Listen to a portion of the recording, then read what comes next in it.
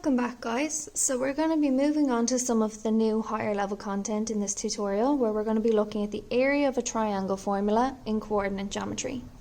So to do that, we need to start looking at page 18. As you can see, I've highlighted all the formula we've done so far in the log tables to help me when it comes to exam questions, to know which formula to pick from and which ones to leave behind because we've never done them. Now I've highlighted the area of a triangle formula down here.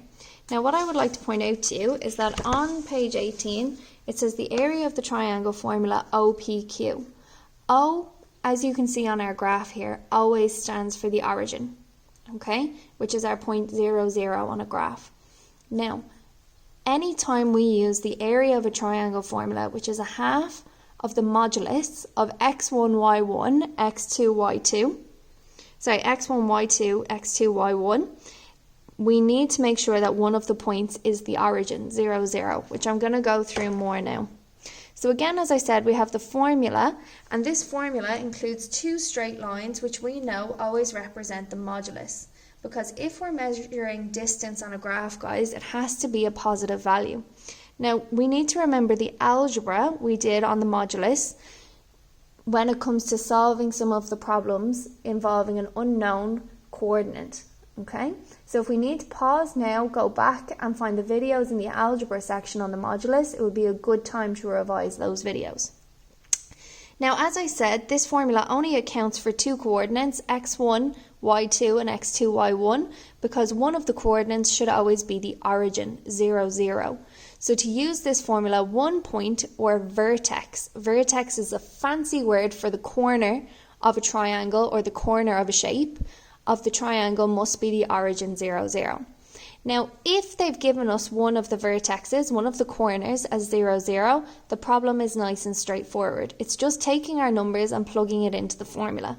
So in example 1 here, it says find the area of the triangle with the vertices 0, 0, minus 2, 1 and 3, 4. So 0, 0 does not go into our formula. We take our other two coordinates and we label them x1, y1 and x2, y2. Now the first thing I always do when solving a problem in coordinate geometry is write down my formula. A is equal to half the modulus of x1, y2 minus x2, y1. Okay, and now I'm going to fill them in. So I have a half, x1 is minus 2 times y2 is 4 minus x2, which is 3, by y1, which is 1. Which means I have a half by minus 2 by 4 is minus 8, minus 3 by 1 is minus 3. So I have half of minus 11. Now remember, guys, those modulus symbols mean that we're going to presume that that 11 is a positive because it's measuring a distance. So half of 11 we know is 5.5. So I'm going to take the area as 5.5 units squared. And we need to have units squared after because it is a measurement of area. So that's when it's nice and straightforward because one of the coordinates is 0, 0. In example 2 here, what we're going to look at is how to solve these problems when one of the coordinates isn't 0, 0. Sorry guys, just hit the screen there. Now, so as you can see here in example 2, it says find the area of the triangle with the vertices 1, 5, 3, minus 3, 1, 3 minus 5. Now when it comes to these type of problems, I like to draw a little diagram. Okay? So I have my x and my y axis and I'm going to approximately plot these points. So 1, 5 I know would be somewhere here because 1 on my x axis, 5 on my y axis. Minus 3, 1 I know would be somewhere down here. 3 minus 5 would be somewhere over here. So what I can see is that none of these points are anywhere near the origin on my triangle.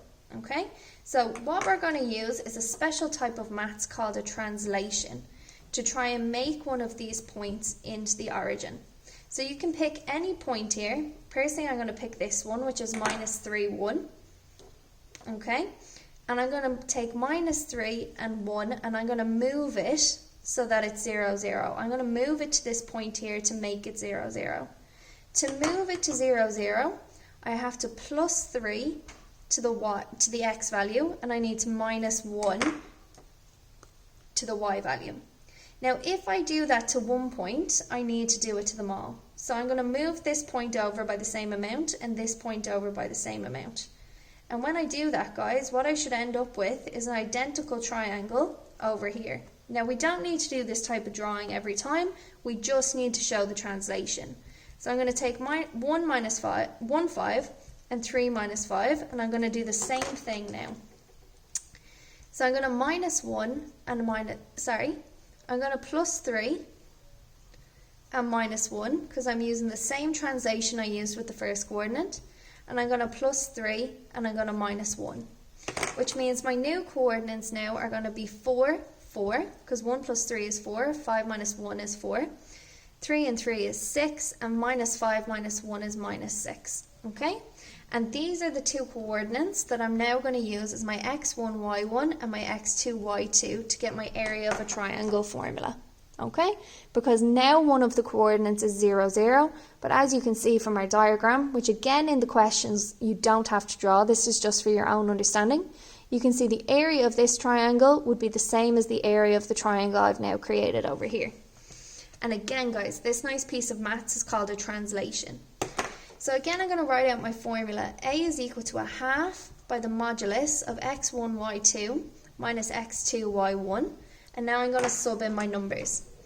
So I have a half of 4 by minus 6 minus 6 by 4. So I have a half of minus 24 minus 6 by 4 by minus 6, 6 by 4. Oh yeah, sorry, minus 24 and minus 24. I thought they were going to cancel for a second, but we're okay. Minus 48. And again, guys, that modulus means I'm going to presume that this is a positive. So half of 48, positive 48, will give me 24 units squared.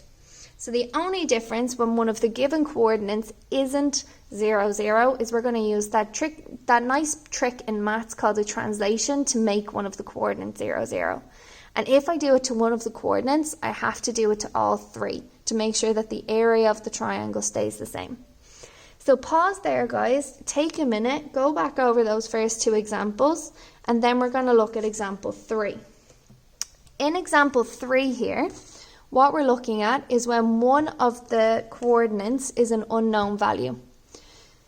So it says A is 4, 1, B is minus 1, minus 3, and C is 3k are the vertices, remember vertices is a fancy word for the corner, of a triangle.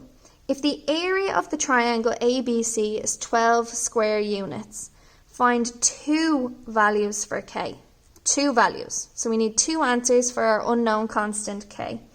Now, the important thing is here, guys, I know I'm using the area of a triangle formula and they've given me the area.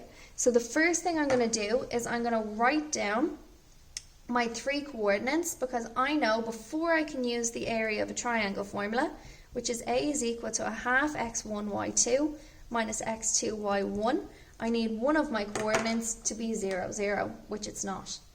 So I have A is 4, 1, B is minus 1, minus 3, and C is 3k. So I need to make one of them 0, 0, so I'm just going to do it to A because it's the first one. Doesn't matter which one you do it to. So for each one, if I want to make the first one 0, 0, I need to minus 4 and minus 1. So now to the other two coordinates, I'm going to minus 4, minus 1, minus 4, minus 1. Okay?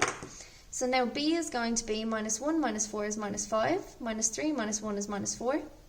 C is going to be 3 minus 4 is minus 1 and k minus 1 is k minus 1. So make sure we have both there in our second coordinate. Which means now I'm going to use this as x1, y1, x2, y2, and I'm going to plug it into my formula that I've written over here. Which again, I always start by writing out my formula. So I now have a half by the modulus of minus 5 by minus 1, minus 5 by k minus 1 minus 1 by minus 4. Now be careful with our signs here, guys. So what I'd see is I have minus 5 by k is minus 5k, minus 5 by minus 1 is plus 5. Minus by minus 1 is plus 1. By minus 4 gives me minus 4. So I now have a half of minus 5, the modulus of minus 5k plus 1. Okay? Now I know the area they gave me in the question was 12. The next thing before I try and solve anything is I'm going to multiply both sides by 2 to get rid of that half. Okay? So I now have 24 is equal to the modulus of minus 5k plus 1. Now remember guys, the modulus means the number that's in there could either be a plus or it could be a minus. Traditionally when we did this, when studying the modulus, I would have squared both sides to try and solve the equation to do with the modulus. But in this example, I am going to show you another method that you can use. So in this example, what I'm going to look at now is that minus 5k, my first option, plus 1 is equal to 24. But my other option is minus 5k plus 1 is equal to minus 24. Because that accounts for the fact that the modulus could be a positive answer or it could be a negative answer. And now I'm going to solve both linear equations.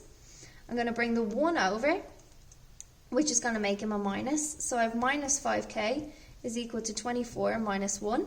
So I have minus 5k is equal to 23. I'm going to divide both sides by minus 5, which would leave me with k is equal to minus 23 over 5 as a fraction. In the second one here, when I bring him over, he becomes a minus again. So we have minus 5k is equal to minus 24 minus 1. So minus 5k is equal to minus 25. Again, I'm going to divide both sides by minus 5, divide by minus 5, which leaves me with k is equal to 5.